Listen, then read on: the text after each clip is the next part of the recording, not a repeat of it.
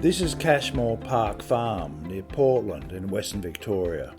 The property has been farmed by the Keiller family since 1945 and John Keiller has been at the helm since 1983. He's introduced a number of innovations to the farm, including dung beetles. Since 1965, dung beetles have been imported from other countries to Australia by the CSIRO to deal with cattle and sheep dung.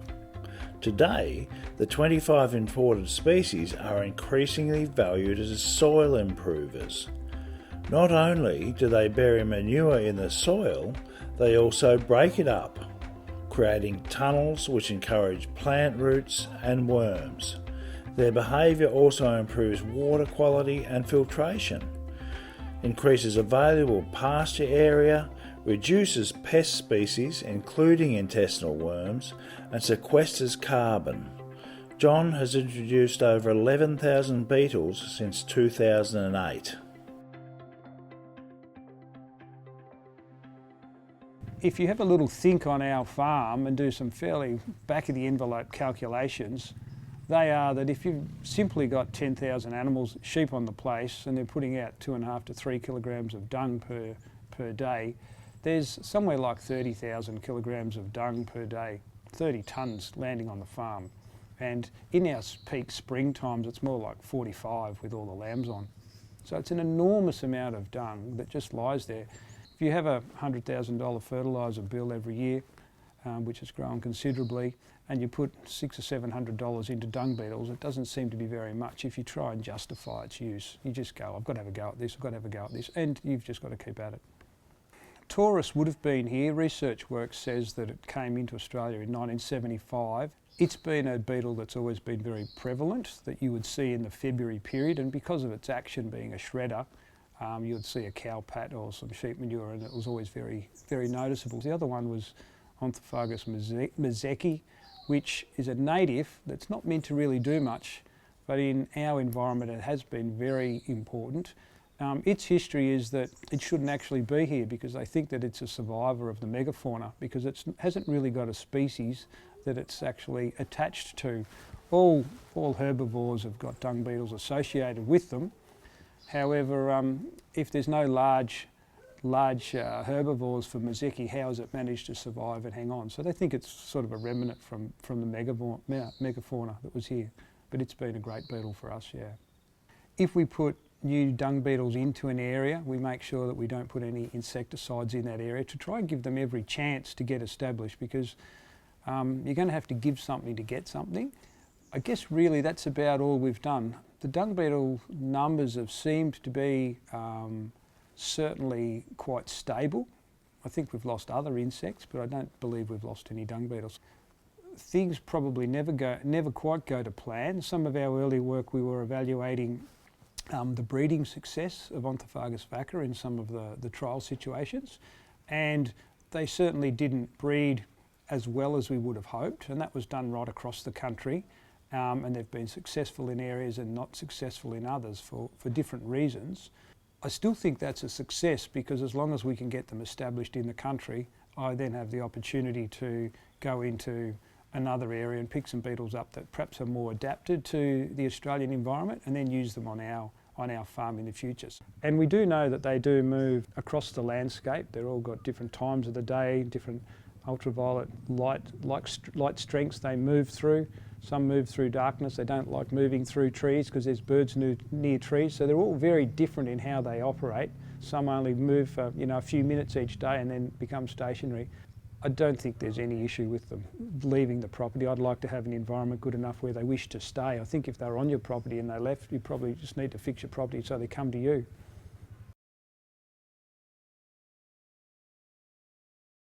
The Southwest Prime Lamb Group between 2019 and 2021 had an investigation into the benefits of dung beetles on their properties. So there was a national program in place, and all the other trial work around was on cattle properties.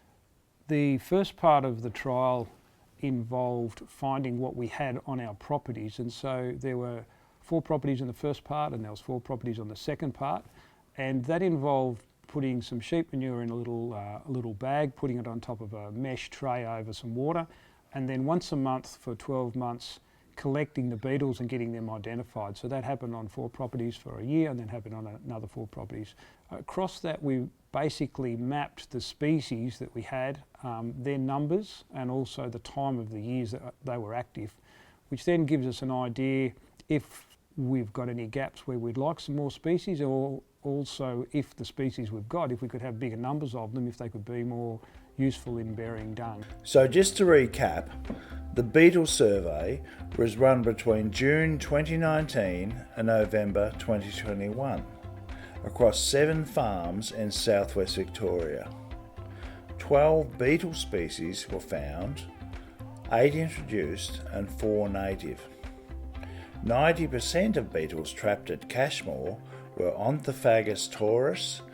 Native species Onthophagus mniszechi was found to be active all year round at Cashmore, Narrawong and Haywood. There was found to be a gap in beetle activity over winter.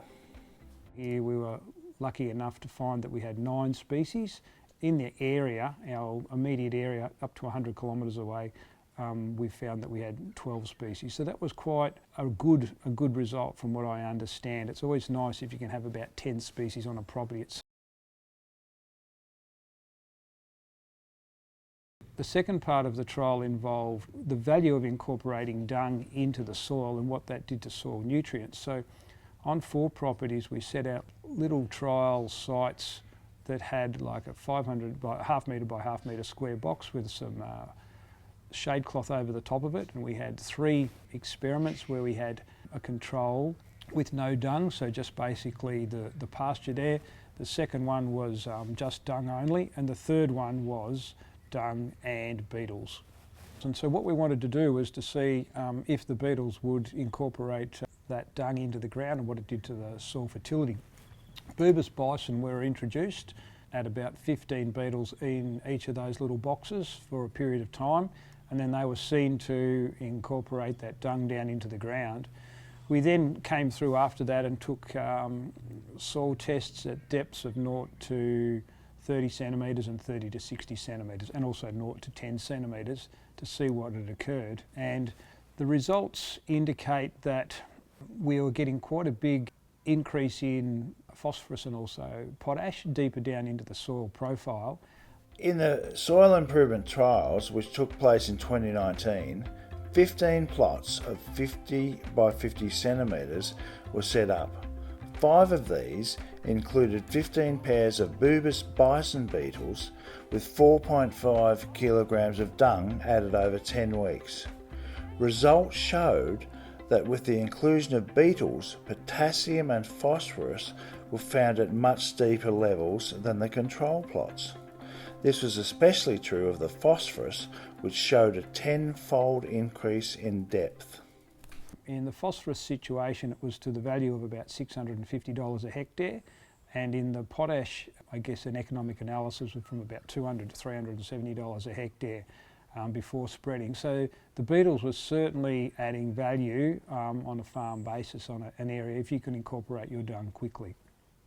The other interesting benefit was while we were digging down underneath those trial sites, there was increased earthworm activity around the balls of dung, or the brood balls that the dung beetles had taken down, which meant that the earthworms were down there and burrowing around. So they were either using those tunnels to come down onto them and spreading things as well. So it was certainly like an increased area of biological activity.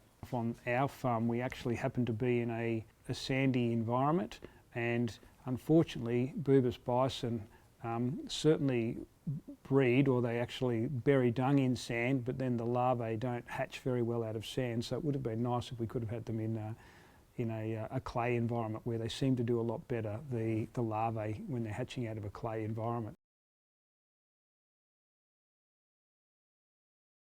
The Southwest Prime Lamb Group were involved with Russ Barrows in setting up and designing a trial so that we could investigate if the dung beetles in this area here were resistant to farm drenches. So that was done by making the assumption that the beetles here may have been resistant or had some tolerance to internal parasite drenches. Ross then went and found another population where the beetles were on an organic farm. The results from the trial show that the organic-based beetles that hadn't been subjected to the chemicals died at a higher rate, and the larvae weren't as successful. The curious part is that the beetles were certainly able to detect the chemical in the dung, and then there was a reduced feeding and activity around that dung.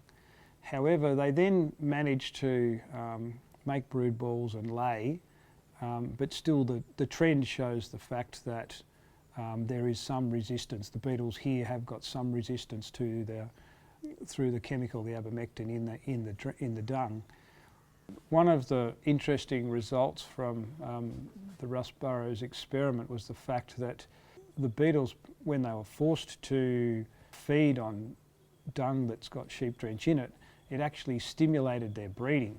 It may be a stress result or a stress response that just somehow activates them. What we don't know from that really though is how viable those eggs and those larvae become if those beetles that develop from those brood balls have the same ability to survive long term in the environment.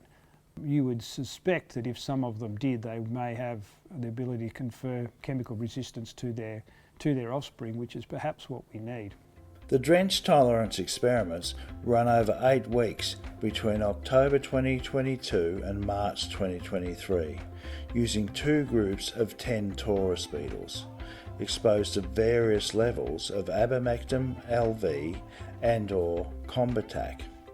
The first group, Group 1, was from Cashmore Park Farm, and so had experienced many generations of feeding on land with a conventional drenching regime. Group 2, however, was sourced from a certified biodynamic farm in New South Wales. More beetles from Group 2 died, especially where the dung was spiked with the largest amount of chemicals. 83% of the naive beetles died, compared to 40% of the exposed beetles. It was noticed that all beetles reduced their feeding when presented with spiked dung. Also, more larvae were produced by beetles from both groups with the most highly spiked dung. This could be a stress response, and the resultant beetles may not be viable. Further study is needed in this area. So, what next for Cashmore and its beetles? For John, the proof is in the paddocks, and they have never been cleaner. But there is always room for improvement. The 10 beetle species working his land give him year-round coverage, but winter is patchy. Although he has released vaca and bison beetles, he has yet to see them hatching from his own soil. John is aiming for 15 species, and he will continue to release vaca and bison until they finally take. And he has no doubt that they will. The next batch of bison are coming from a farm with a similar soil type to his own. John takes a whole farm approach to his soil, believing there's no single quick fix. In the last 5 years, he's been planting mixed species pasture crops. He also uses kelp and fish oil as a soil conditioner and continues to improve his sheep through careful breeding. But John has no doubt that his beetles play a vital role in the health of his soil and his stock.